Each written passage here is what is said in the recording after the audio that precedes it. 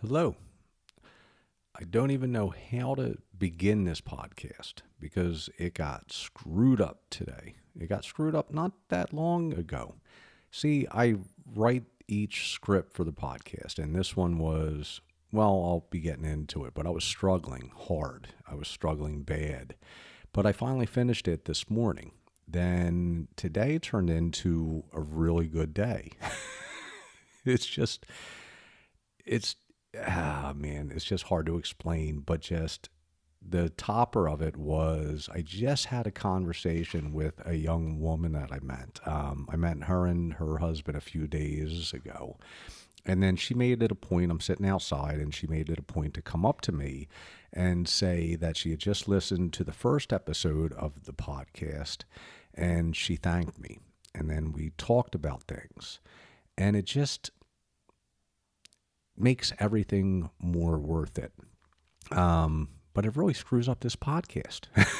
So I'm just going to just jump on in and maybe I'll get into the other things at the end, but I'm not one for building up anticipation, especially with this podcast. And so let's get started. Welcome to the podcast. Thanks for joining me. I'm your host, Christopher Gajewski. Let's get naked about mental health. In this episode, I'm, depressed. I'm stumbling through darkness. It was really difficult to start writing the transcript. Nothing is popping, nothing coming to me. I have tons of material and was thinking I was just in a slump, but then it hit me. I'm depressed, and it's not so bad. My life right now is like Rocky 3. Depression is usually like the first fight with Mr. T or Clubber Lang. Pretty much just taking a beating. Vicious, brutal, until you lay there on the floor hoping for the ring of the bell so the beating stops. This depression, I guess, is more like the normal depression. I feel like Rocky getting ready for the second fight, pushing at Clubber's face with my glove. You ain't so bad. You ain't so tough. Ding. Before getting into the episode, the important stuff. I just want to remind everybody that I am not a psychologist, psychiatrist, therapist, or any kind of professional with an ist at the end of their title. I am just a guy who has been there. If you are in crisis or know somebody who is, I implore you to reach out to a professional. In the United States, there is now a national hotline you can call or text, 988. I'll repeat that because it bears repeating. If you or someone you know is in crisis, I implore you to reach out to a professional. Dialing or texting 988 in the United States will put you in touch with a crisis counselor instantly. Now, let's get into the episode. I got a lot to be depressed about. The Friday before uploading this episode marked exactly 70 days since I broke my ankle. You try sitting around and depending on everybody for 70 days with the doctor and physical therapist telling you that you're doing exactly what you're supposed to be doing. It's been about 6 months now since I've been employed, and the job search continues to not go so well. It's been a struggle here and I've been lonely. I did learn I could get by on next to nothing, but discovering that knowledge depresses me. I reached out to all my friends and family with a plea, a fundraiser, begging for money. I reached out to the national association I founded to help others. The association rebuffed me, even punished me. The response from family was a few best of lucks, and some friends responded to the fundraiser, but not enough, though I really appreciate everyone who did. So the depression pushes at me. Where is everybody? Like I said, the depression wants to push at me, push at my thoughts, push my thoughts down darker paths. It fills me with questions that I do not like the potential answers to. It even alters the answers. I read something from the Depression Project, something everybody listening to this should check out. That people don't talk about depression because they don't want to burden people that they care about. That's a part of it. Who really wants to listen to all this crap? But it is also about expectations, I guess at my age. The depression tells me the old saying, have no expectations and you will never be disappointed. Disappointment leads to that deeper depression. Reaching out, burdening people, and then not getting the response I need is disappointing. When cries for help go unheard, you learn to just keep them inside. As I have said, both the depression and life have taught me some harsh lessons that I need to unlearn. Even this podcast is dragging me down through the lens of depression. Are people listening? Am I being heard? Is it worth it? Is it just a pushing outward to find something that is inside? Posting the podcast is frightening. Is that why my job search is not going well? Are potential employers comparing my resume to my podcast and moving on to the next candidate that doesn't talk about depression and mental health? That isn't, well, nuts? There is just a twisting of the past here, a convoluted thought process that I must be wary of to dance along the depression without falling into the deeper depression. I'm not ready for that battle yet. That battle is the Russian in Rocky IV. I need training first. But I do know now what I need to do. I have a trainer and people in my corner. I need to go into winter to find the strength and abilities to chip away and find my true self. The self that people will not be afraid of or to dismiss. The person that I showed everybody most of my life, including those closest to me. The person that thought themselves so alone when surrounded by people that this lighter depression can make things start to swirl. I just have to be careful of that funnel downward. Very careful. The questions piling up inside of my head push me down, paralyze me. So instead of doing the things I need to be doing, the things I should be doing, I do nothing, which depresses me even more. I can feel time compressing in on me, where the now becomes the past and the future. My world gets very, very small.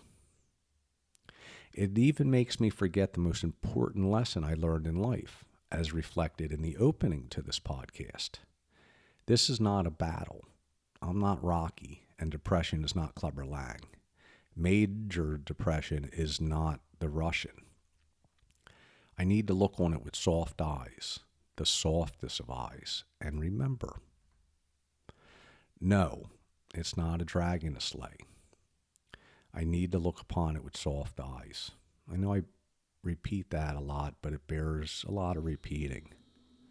I need to take a few steps backwards to gain some perspective, or in my case with the ankle, hop a few steps backwards. See the forest through the trees, the field. In the field, I'm doing pretty damn good, and there's a lot of potential. I have good friends and people who understand me. I'm expanding my professional network to people who do understand with organizations that I can be a part of and pursue self-actualization. I'm learning and growing. I need to push away the self-doubt and the questions and focus on the confidence and answers. I need to get my Philly back. But it's hard. I need to focus on the fact that though it has been 70 days since I've been sitting here, I only have 2 more weeks until I can start walking again.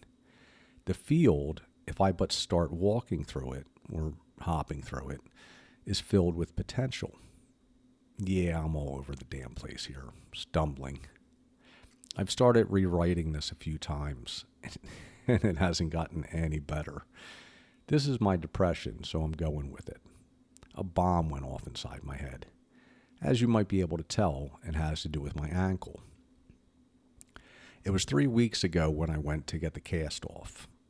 I had been doing well, staying in good spirits, making videos, writing off and being productive. I was even being funny about it. I had enough to get by because I knew as soon as the cast came off, I would be fine. A couple weeks and I would be able to drive and start working again and fend off eviction. I got the x-ray, praying the doctor would read it and saying the cast could come off. A lot was depending on this. He read it, said everything was healing great, and cut the cast off. It had been 7 weeks since I had broken my ankle. It was swollen more than when he put the cast on, and I couldn't move my foot. I couldn't even feel my foot. The muscle had atrophied. I expected it, but I knew once I got moving again, everything would be fine, and then he informed me I was halfway through, that I couldn't put any pressure on the foot for another 6 weeks. He wanted me to do 10 sessions of physical therapy in the next 2 weeks. 10 sessions I couldn't afford, 2 weeks of Uber rides, 6 weeks of continuing to depend on others, 2 more months of rent. If this was a video, there would be a cutscene to a nuclear bomb going off. That was my brain, the depression, the moment that started the cascade of thoughts and questions. Everything shattered. I wanted to cry in the doctor's office. Everything started swirling around me, and I couldn't think anymore.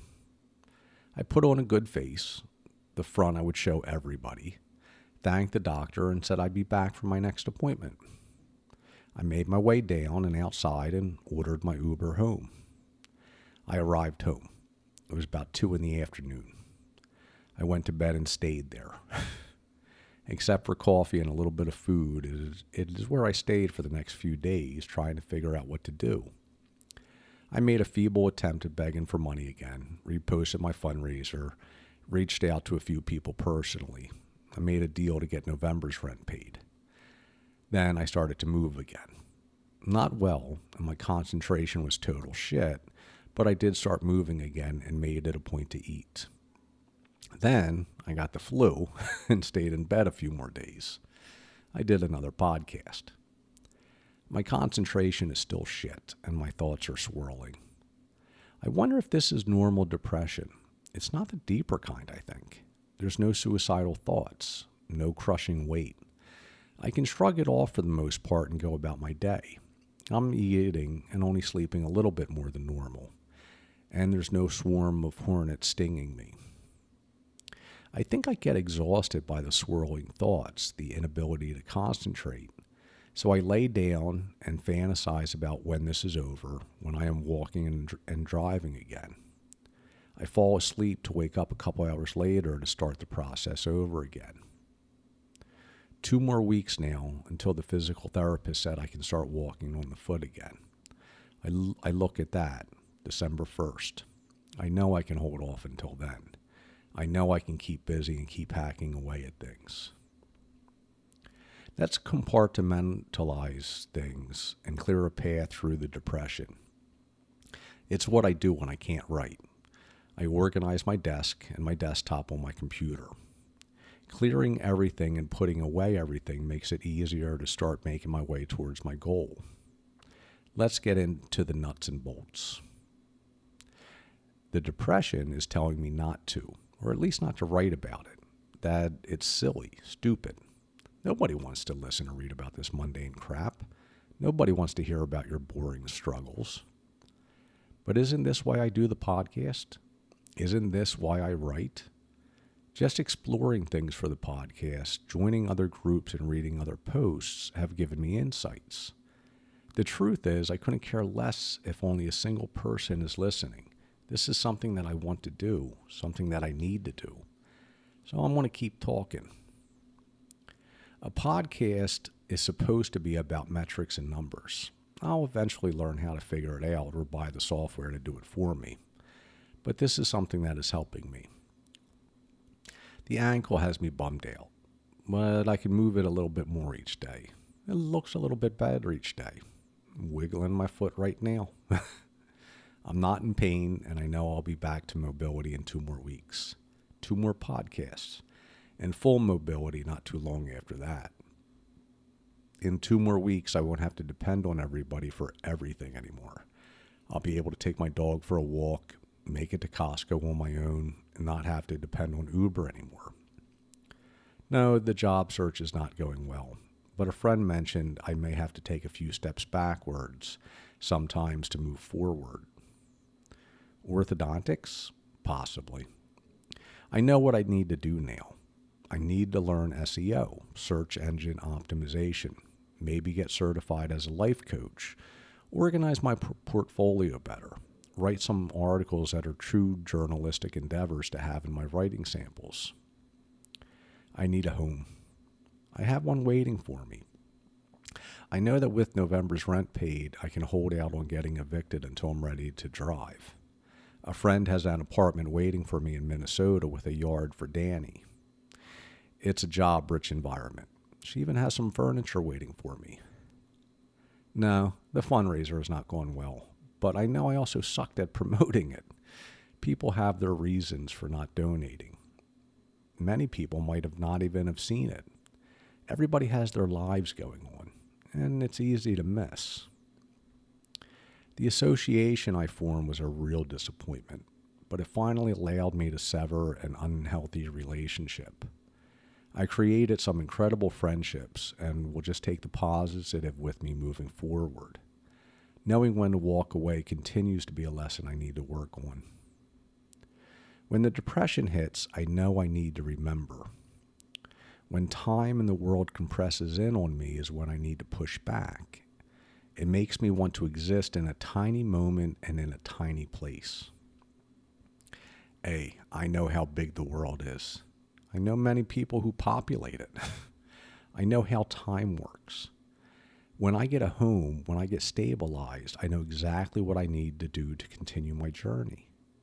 I know what I need to start doing and continue doing today. It's just hard getting to the starting point some days. I don't know why. Even when the major or minor depression is not hitting, I just can't seem to function the way that I want to or need to. This is exactly where the question posed in the last episode comes from. What the hell is wrong with me? I wanted to get into the mental health triangle I spoke about, the path to self-actualization and Maslow's pyramid of needs. Today, though, I don't know how. Today, I just want to beat the living hell out of myself. So instead, I turn away from everything. Instead of a photo album of my life and glimpses into my future, it becomes a snapshot of my life. I know the snapshot is not a true picture. In no way can it encapsulate what I am or what I have done, but the snapshot is of me sitting in my chair, sipping coffee, and doing nothing. I've spoken about it before, how I am very good at reacting. Reacting is what has gotten me through life up till now. It is what made me an excellent business owner. As an orthodontic lab owner, a pile of work would come in and I would react to it. It would all get done and get done well. It would go out the following day. I would end the day invoicing everything, seeing a result. I find myself reacting to the here and now, not future potentials. I'm sitting in my chair and have to wait. Have to wait for my ankle to start to work again. Have to wait for a job offer and then the right job offer. Have to wait for the right thing or person to come along. I wait for the things that I need instead of going after what I want. This is where, if I allow myself, I can break out the cat of nine tails and really start beating the hell out of myself. I can hear the sound of the leather unrolling, the iron tips scritching against each other. What the hell is wrong with me? I've had 70 days in a chair and far too much time on my hands. Yes, I take my meds each day religiously, but that is as far along the mental health triangle I've gotten. There are 3 books that need to be written, articles to write, websites to work on. Hell, I could have been an SEO expert by now. I could have packed my portfolio with work that would have whaled any potential employer. There are things I know I could have done about the self-care part of the pyramid that I have ignored. Meditations and simple exercises. Excuse me, I'm confusing pyramid and triangle now.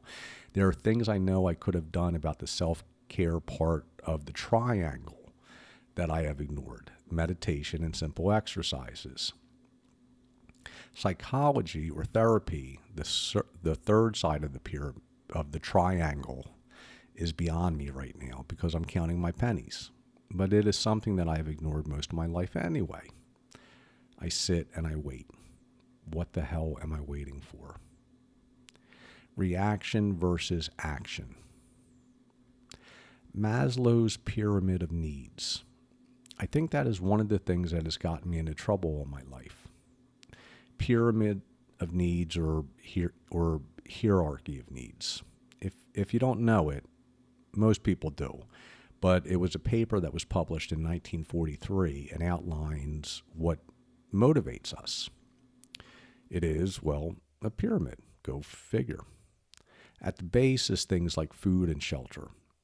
You move up the pyramid towards love and self-esteem, and then further up towards self-actualization and transcendence.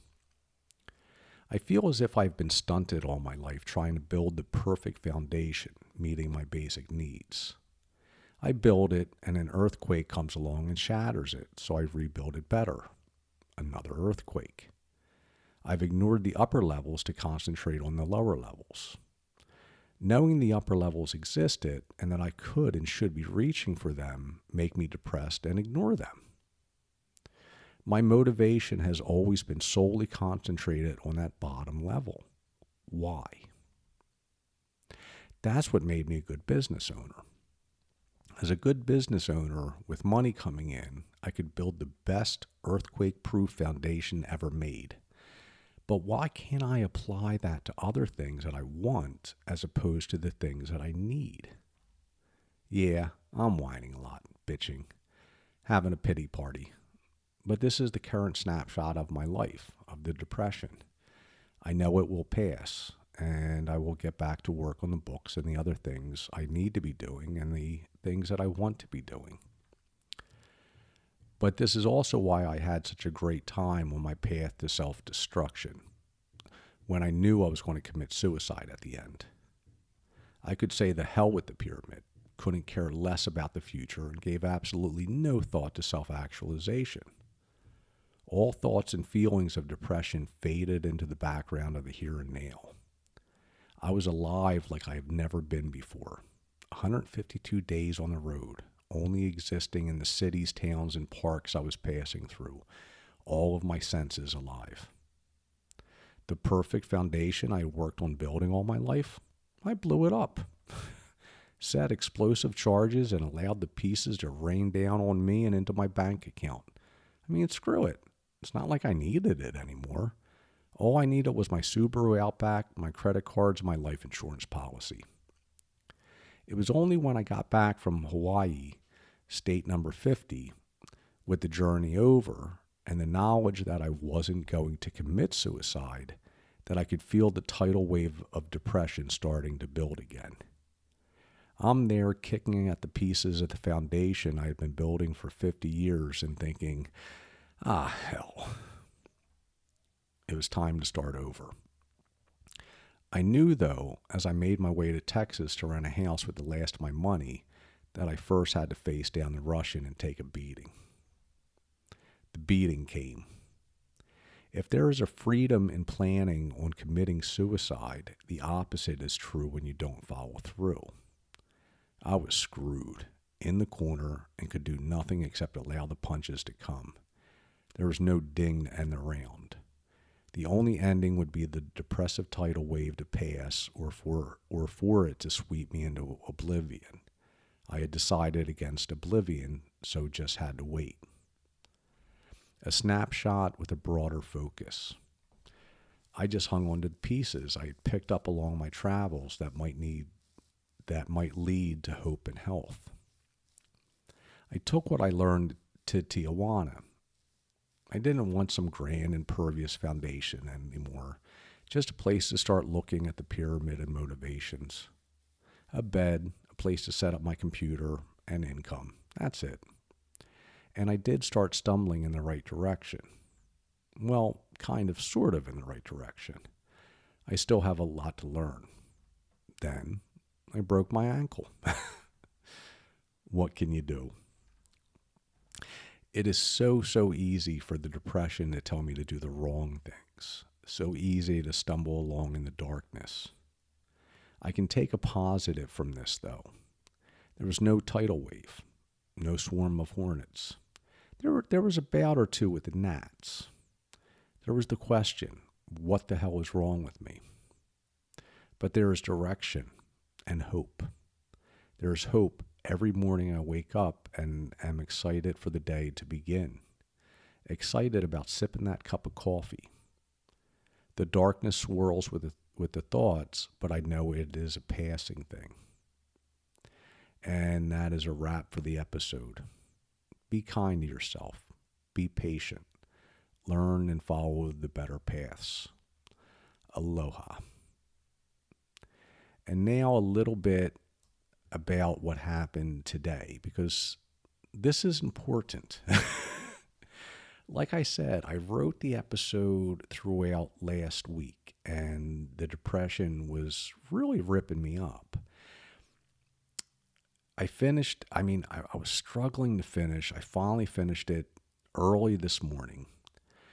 And then just a couple different things clicked. I spoke with someone about that potentially has a lot of good coming out of it. Something else happened, government related, that could really help me out as well. And then I spoke to that young woman. It just comes down to patience and faith. Yeah, you have to work at things, but you also need the patience and the faith to see them through. And I've been patient. I've been doing my best at being patient. I've been doing my best at having faith. And I don't mean faith as a religious thing, because I don't want to get into that whole spear. But it's faith in things coming our way. Because like I said, depression does cause the world to compress, and it causes time to compress. And the here and the now can be just a nasty bitch sometimes. But you need to be able to pull back and look at it from a broader lens. And within that broader lens, there's a tomorrow. Within that broader lens, there was the day waiting for me after I finished writing this episode. And that is the final of the final wrap for this episode. Be kind to each other.